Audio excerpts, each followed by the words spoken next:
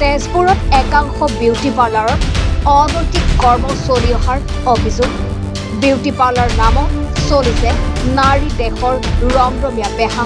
কেতেকীবাৰীস্থিত দথৰা mission হাস্পতালৰ সন্মুখত থকা বিউটি পাৰ্লাৰ 4খনত আজি পুৱাৰে পৰা স্থানীয় সচেতন ৰাইজে এক গোপন সূত্ৰৰ বম খেদি তালাচী অভিযান চলাই 5গৰাকী যুৱতীসহ 2জন যুৱকক হাতেলোতে ধৰি পিছত আৰক্ষীক চমজাই দিয়ে।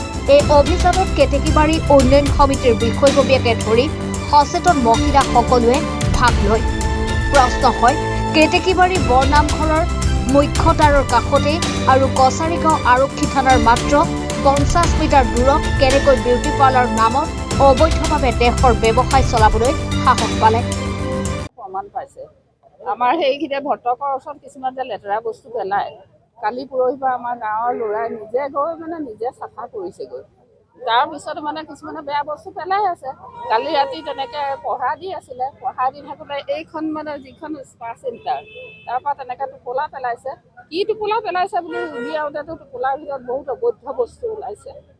ওলোৱাৰ কাৰণে আজি আমাৰ মাইকী মানুহ মাতি আনিছে। মাতি অনাৰ কাৰণে আমি ধৰি লওক গোটেইখিনি এনেকৈ আহিছোঁ। কিবা অনৈতিক কাৰ্য চলি আছে, গতিকে আমি এইবিলাক বন্ধ কৰিবৰ কাৰণে আহিছোঁ।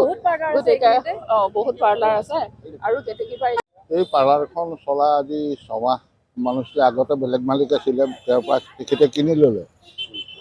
ইয়াত অবৈধ কাম হয় বুলি গম পাই আমি পুলিচক জনাইছিলোঁ। পুলিচে আহি তেখেতসকলক ক'লে যে এনেকুৱা অবৈধ কাম গাঁৱৰ মাজত নকৰিব, যিহেতুকে এইখন নামঘৰৰ ওচৰতে আছে, নকৰিব। তেতিয়া তাৰ পিছতো তেওঁলোকে অবৈধ কাম চলাই আছে মনে মনে। এতিয়াও তাত এগৰাকী বৰ্তমান ছোৱালী মানুহ আছে, তাই ঢেকিয়াজুলিত ঘৰ কয়, তেজপুৰত ঘৰ কয়, বিহগুৰিত কয়, ক'ৰবাত কয়। কিন্তু তাইৰ ধান্দাটো ইয়াত সেইটো কাৰণেই ইয়ালৈ আহে, বেয়া কামৰ কাৰণে তেওঁ ইয়ালৈ আহে। আৰু তাৰ ভিতৰত এতিয়া যথেষ্ট নিৰুদ কল্লব ইত্যাদি যথেষ্ট সংখ্যক ওলাইছে।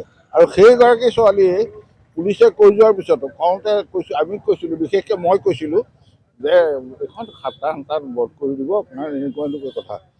ইয়াত ইতিমধ্যেই বহুত অবৈধ কাম হৈ আছে, কিন্তু তেওঁ উল্টাই তৰ্ক কৰিছিল, মোৰ লগত কৰিছে, মোৰ ছোৱালীজনীৰ লগত কৰিছে। গতিকে মই ভাবোঁ ৰাইজেতো ওলাই আহিছে, প্ৰশাসনেও এই বিষয়ে কিবা ব্যৱস্থা লৈ পাৰ্লাৰকেইখন বন্ধ কৰিব লাগে। এইখন বুলিয়েই নহয়, গোটেইকেইখন।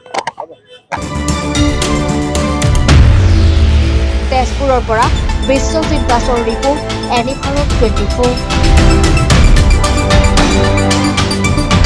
অভিনয় কৰাৰ হেঁপাহ আপুনিও পঢ়ি ৰাখিছে নেকি? আপোনাৰ অভিনয় কৰাৰ অভিজ্ঞতা নাই? কোনো কথা নাই। আপোনাৰ বাবে আহিছে সোণালী সুযোগ। 29 ছেপ্টেম্বৰত দিনৰ 9 বজাৰ পৰা নিশা 8 বজালৈ বলিউড তথা হলিউডৰ চিনেমাৰ বাবে অডিশ্যন হ'বলৈ গৈ আছে গুৱাহাটীৰ কাহিলীপাৰাস্থিত জ্যোতি চিত্ৰবনত। 5 বছৰ বয়সৰ পৰা 17 বছৰ ব্যক্তিয়ে কৰিব পাৰিব অংশগ্ৰহণ। পঞ্জীয়ন হ'ব বিনামূলীয়া। নিৰ্দিষ্ট ৱেবছাইটত কৰিব পাৰিব আবেদন।